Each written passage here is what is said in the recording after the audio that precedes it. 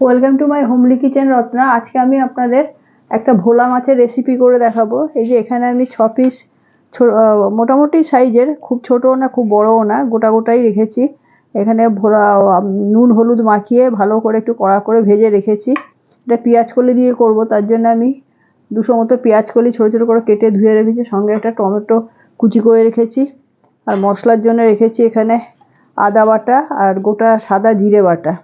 যেহেতু পেঁয়াজ কলি আছে জন্য পেঁয়াজ দেওয়ার দরকার নেই। আর এখানে পরিমাণ মতো লবণ রেখেছি, ফোড়নের জন্য 5 ফোড়ন রেখেছি। আর 1 চামচ মতো হলুদ রেখেছি, 1 চামচ মতো শুকনো লঙ্কার গুঁড়ো রেখেছি। আর স্বাদের জন্য 3টে কাঁচা লঙ্কা রেখেছি। আমি আপনাদের রেসিপিটা করে দেখাচ্ছি। প্রথমে আমার এই সর্ষের তেল দিয়ে মাছটা ভেজেছি। কড়াইটা গরমই আছে, সেই তেলেই আমি ফোড়নটা দিয়ে দেবো, 5 ফোড়নটা।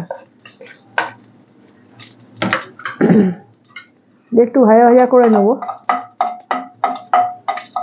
একটু সুন্দর গন্ধ বেরোলেই আমি টমেটোটা দিয়ে দেবো।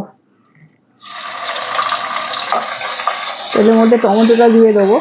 টমেটোটা একটু ভেজে নেব। টমেটোটা নরম হয়ে যাবে, এখানে আমি লবণটা দিয়ে দেবো। দিলে টমেটোটা নরম হয়ে যাবে আর গায়েও ছিটকাবে না।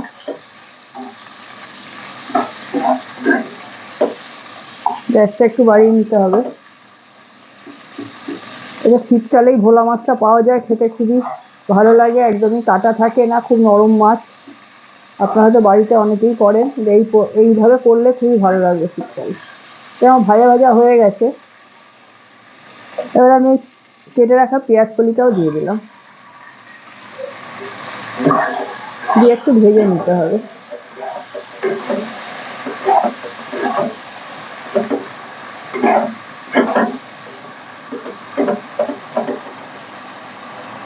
পরিমাণ মতো হলুদটা দিয়ে দেবো আমি।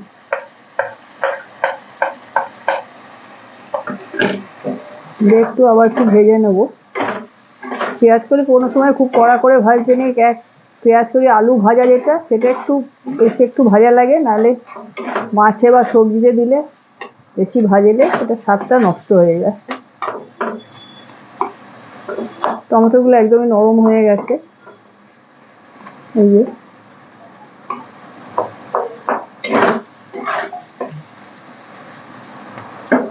এবার আমি এর মধ্যে আদা বাটা আর গোটা জিরে বাটা যেটা দিয়ে রেখেছিলাম সেটা আমি দিয়ে দেবো।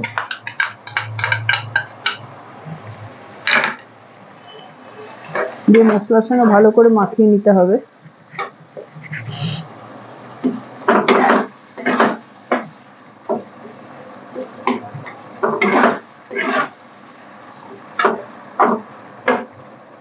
এই লঙ্কা গুঁড়োটাও দিয়ে দিলাম।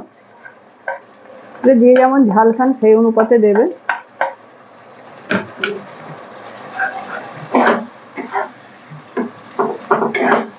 তেল ছাড়তে শুরু করে দিয়েছে। মশলাটা আমার ভাজা হয়ে গেছে।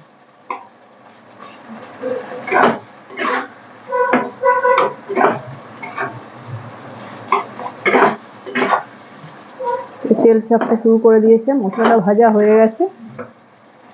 পেঁয়াজ কলিটা আগেই বলেছি খুব বেশি ভাজার দরকার নেই, সুন্দর একটা পেঁয়াজ কলির গন্ধ বেরোয়। মশলাটা আমার ভাজা হয়ে গেছে। এবার আমি এর মধ্যে পরিমাণ মতো জল দিয়ে দেবো। যেহেতু মাছগুলো দেবো, একটু জলটা একটু বেশিই লাগবে।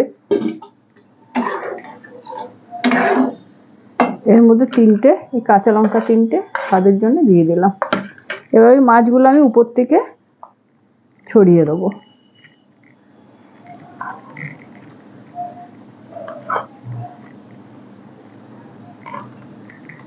একে একে মাছগুলো আমি এর মধ্যে ছড়িয়ে দেবো।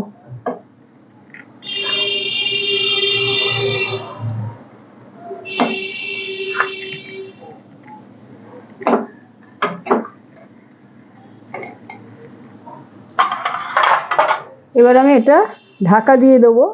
এটা একটু সিদ্ধ হওয়ার জন্য ঢাকা দিয়ে আমি 10 মিনিট পরে আপনাদের দেখাচ্ছি।